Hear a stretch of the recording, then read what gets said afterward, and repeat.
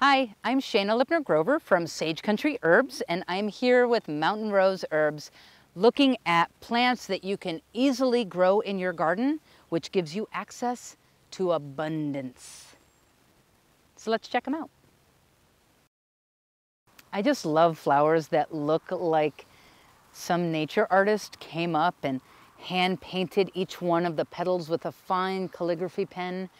I mean, it just doesn't get very much more beautiful than these flowers. So this is a mallow, part of the Malvaceae family.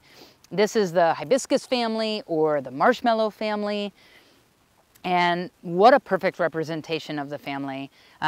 So we have these wonderful palmately veined leaves that have these nice veins coming off like the palm of your hand. Really beautiful. We have 5 petals that are all free, meaning they're not fused together. And these are really quite beautiful with those fine, gorgeous purple lines.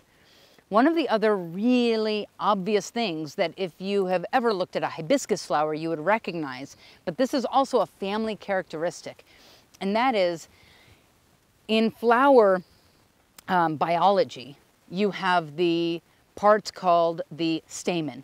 And the stamen has 2 parts, the filament, which is the stalk, and the anther, which is what produces pollen. Now, in plants of the Malvaceae family, we have the filaments, the stalks, all come together and form a tube around the style, which is part of the ovary, part of what's called the pistil.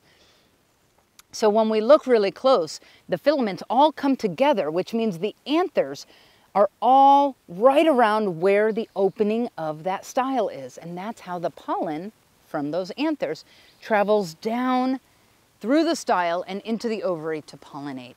So it's a very obvious, you look at any picture of a hibiscus flower, and you can see these 5 free petals, really beautiful, and then this nice tube right in the middle. Really very beautiful. Now, in terms of the medicine, I feel like the Malvaceae family really gets to shine.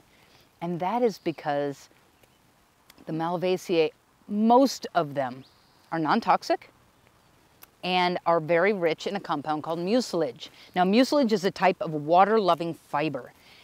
So that means that when you make a tea out of the leaves or the root or really even the petals, really any part of it, that tea will get a certain mouthfeel. Some people like to call it slimy, but it has a very hydrating and soothing energetic. So that means that a tea of the leaves or the root of this is really amazing for a dry, irritated sore throat, or for heartburn, or for an ulcer, or going all the way down, really amazing for constipation, because not only is it adding moisture in, it's also hydrating all the dry membranes around the area. I love demulcents because not only is it really appropriate for me. I live in the Southwest, and the Southwest tends to be really dry.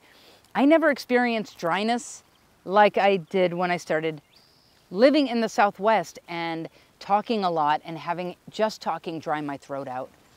To know that I have plant allies, that when my throat starts getting dry just from talking as being a teacher, I can be drinking tea of the Malvaceae family, almost any member, and be helping my throat, keeping it hydrated, keeping it soothed, helping to reduce any irritation. This is also really great for like dry coughs or dry sinuses or dry irritated eyes or really anywhere that is dry. It could even be for things like UTIs. One of the really magical aspects about demulcents and that soothing sliminess is the fact that our bodies produce mucus to coat mucosal membranes. So our eyes, we think of the mucus as tears. Our mouths, we think of the mucus as saliva. But our sinuses and our throats and our lungs, we think of the mucus as, well, mucus. So these are all hydrating things that are secreted. And when you think about mucosal membranes, we need them to be moist. What I mean by that is that anybody who's ever had like a sunburn over an area that's supposed to bend, when it's sunburned, it's dry and can feel brittle. And then when you bend it, it's like, oh, it really hurts. But when you can put something like aloe or a tea of mallow, now you help to hydrate that and bending is easier. Well, the same thing goes for your sinuses. You may not be trying to bend them, but just the expansion, when your sinuses are really dry and irritated, when they are dry, if you hydrate them, now they can move easier. When you think about the tonality of a mucosal membrane, we need it to be moist so it can move and shift with the dance of life. If it's too dry, it's stuck and moving is difficult. And if it's too wet, it's heavy and congested and can't respond in an appropriate way for, say, a pathogen. This plant is not antibacterial or antiseptic in any way, but what it does is it encourages, sometimes by reflex action, the secretion of mucus. So what's that mean? Reflex means you experience that sliminess on your tongue or on your throat, and that triggers other dry mucosal membranes like your eyes or your sinuses to secrete thin, healthy mucus. And when you do that, it's helping to hydrate. So even drinking the tea of this can actually hydrate your sinuses, even though this doesn't touch it.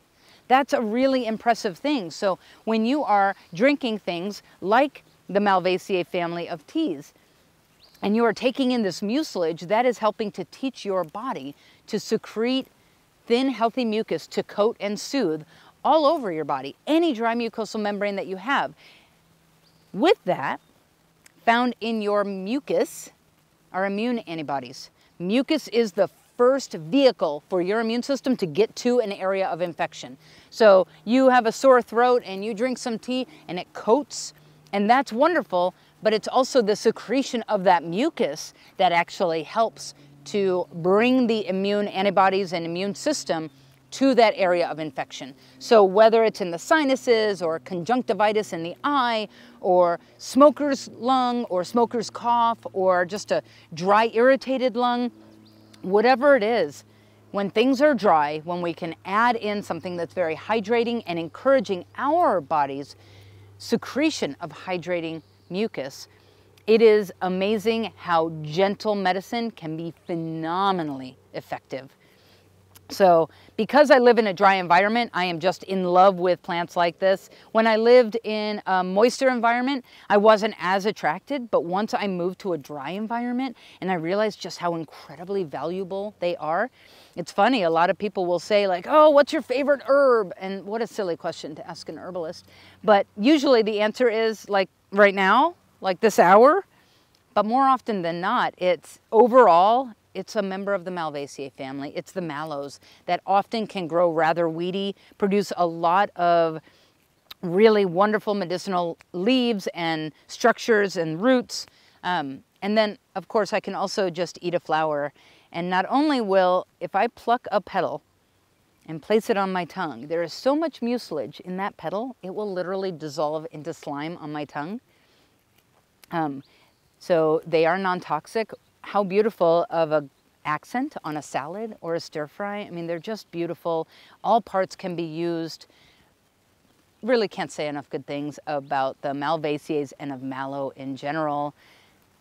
And I just get lost looking at those fine details of those flowers. So once again, just sitting here and gazing at the flower as it's like wiggling in the wind is just so incredibly beautiful. And I'm so thankful to be able to recognize the real value in plants and to recognize that these are living beings and that we can use them in so many different ways. And a big part of it is like looking at a fine piece of art, only it's nature made art.